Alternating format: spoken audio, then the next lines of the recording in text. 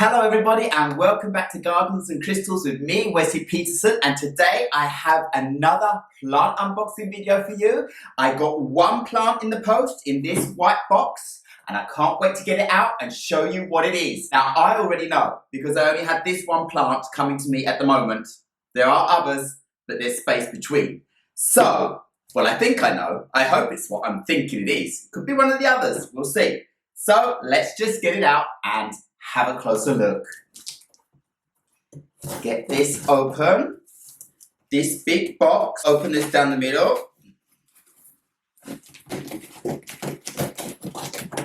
that. Open this side. Let's see what we have inside here. Now. Oh, this plant. It's just fallen all out of its pot. Oh dear, I'm going to have to repot this straight away because that was really not well packed at all. But anyway, I'm going to show you what I got. It is the plant I was thinking it was. You know what, before I even show you, I'm just going to go and give this a quick rinse off because the soil, I'm just going to show you here. There's hardly any soil left in the pot because it's gone all over the place. It wasn't wrapped in anything except tissue paper. So it's just fallen out and bounced around all over this big box. So I'll just go and quickly rinse it and I'll be back. So now anyway, I went and rinsed off this beautiful little plant a little bit so that you can get to see what it looks like properly. This is the very rare, at the moment, Philodendron White Princess. Look at this plant, look at those leaves. You can see the beautiful white variegation in that leaf, hence the name Philodendron White Princess. And you can see here on the other leaf, it also has that beautiful white variegation going on, and all the others. It's a beautiful little plant, this one. It has many leaves on it, and look here, you can see the whole thing. It's got a lot going on, but it was so badly packed, loosely, just like this, that all the soil and everything has just fallen out. So I'm actually going to have to do a repotting of this plant straight away for you because I can't leave it like this. And I'm expecting this plant to maybe go into a little bit of shock. And I really hope it's not going to lose a lot of leaves. And I really hope that it's going to be able to carry on flushing out and be happy. These philodendrons are very hardy plants. So this plant could be very forgiving after all this, but it's really going to have a period of acclimatizing now to a new pot, new soil, new surroundings, new light, new everything. So we'll see how it goes. So let me go and get this repotted and then we can have another closer look when she is in place in a much better fashion than you see here. But while she's out, I'm just going to show you that, look here, there are plenty of lovely roots. So a lovely solid root ball. So that should be quite viable and fine to just pot up and then help get acclimatized. So let me just go and get some soil. I'll keep it in this same pot and then we will have another closer look. So now I have everything I need in order to pot up this beautiful Philodendron White Princess. I have already mixed the soil. I'll bring it and show you. This is a good rich potting soil mixed with chunks of bark and a very healthy portion of perlite so that the soil remains aerated and can dry out quicker in between waterings because this plant doesn't like to be bogged down in water in any way or sitting in water. It can dry out and then be watered again. So not too much water. And another thing that I do with all my plants now is I leave at least 2 centimeters of space at the top of the soil to place a healthy portion of leca balls. This will stop any insects like fungal gnats laying eggs in the soil and producing lots of larvae that go in and, if not eating the fungus in the soil, start eating the roots of your plant and will kill your young plants. So leca balls, I will be putting those around the top. Always make sure that you rinse out these leca balls before you use them because they are full of dust and that dust will just seep off and become a clogged up mass on your soil, and then going and making it harder for water to seep out through the soil. So these are really worth investing in. And they also look nice on the top of your soil. You can also use stones, you can use sand, whatever. But these, you can find them in nearly all plant centres, and they are very good. They're light. If they're in water, they float actually. They're very light, so they're not too heavy either. So that's also another good thing about it. So basically now I'm just going to get this little darling out of here. And the soil that she's in that looks actually near enough exactly the same as what I've made here.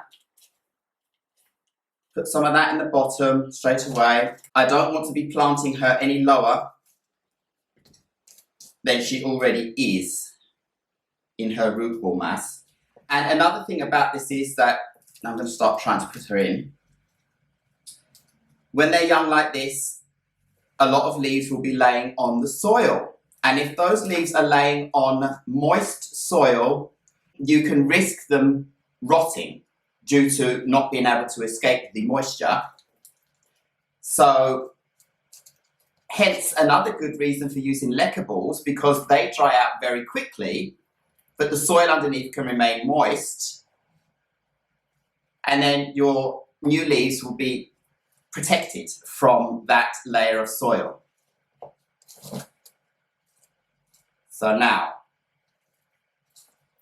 that's my little plant basically repotted in this soil, and I'm just pressing it down now because then I'll have a good space for the leca balls. I can lift it up now and have a little look. Just press that around.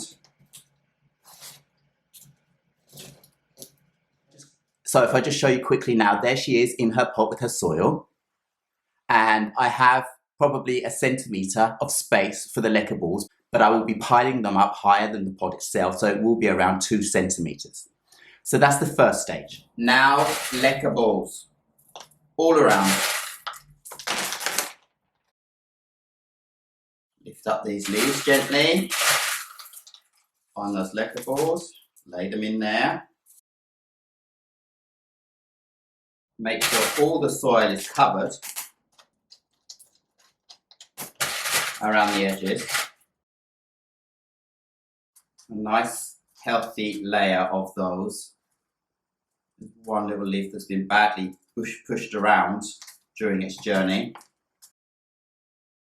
So there we have it. That is plenty of leca balls around this plant now. Now I'm just going to give this plant a little spray off on the leaves because there's a lot of dirt lying around still. But something you must remember with this Philodendron White Princess is, and especially when it's young like this, it doesn't like to have too much moisture laying on the leaves, especially on the white variegated areas, because they could turn brown. So just keep in mind that you don't need to be going missing this plant and spraying it and washing it just too much. A little bit now and then is okay, but when it's more mature, then it will be fine. It will be more stabilized. But I need to do it now to clean it off, and that will be the last time I will be spraying this plant before it gets much older. Because I feel like it's the only way for me to get and tidy it up a little bit.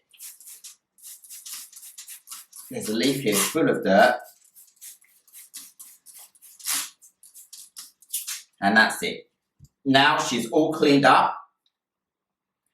I can put her in a cover pot and show you what she looks like now with all this fussing around. Now remember, when you get a new cutting home, if it's not in a pot, then yes, sometimes you need to go and pot it straight away and let it start its acclimatization like that. But if your plant comes and is in a pot, even if you can see roots coming out the bottom, leave your plant in that pot and let it acclimatize to its new environment before you start fussing around and repotting it. It's perfect in that pot, just leave it alone. You can give it a couple of days, a week, you can see, and you can see if it starts pushing out new leaves and so forth, then it's happy, then it's carrying on its cycle with no problem. But a little plant like this that has been thrown around in the post, probably a little bit cold, fallen out of its pot, soil all over the place and all over the leaves, crushed a little bit.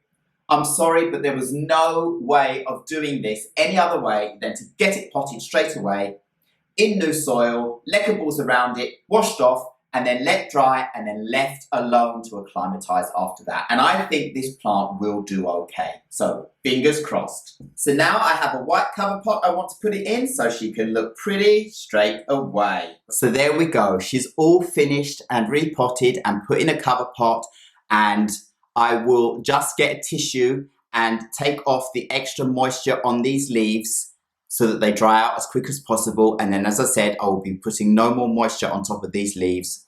And this plant is going to be left to acclimatise. She looks beautiful. The leaves are beautiful. And I think she's going to do pretty well. I think she's going to get over this craziness very, very quickly. So what a beautiful and lovely rare plant to get home. This Philodendron White Princess. I am so happy about this. This is just amazing. Sometimes, you know, things happen in the post. If you're going to be ordering in the post, you're ordering a living being, and things happen, and things can happen after. You just got to cross your fingers. You've just got to do your best to help your plant in the ways that you think are going to be best for your plant in your environment, because even though there are certain things said about how you should look after plants, it does change compared to your own environment. You have a macro environment in your home with different lighting, different temperatures, different positioning that all affect the way your plant grows. The soil, what you put in the soil, how you water your plant, how you don't water your plant. There are so many aspects that can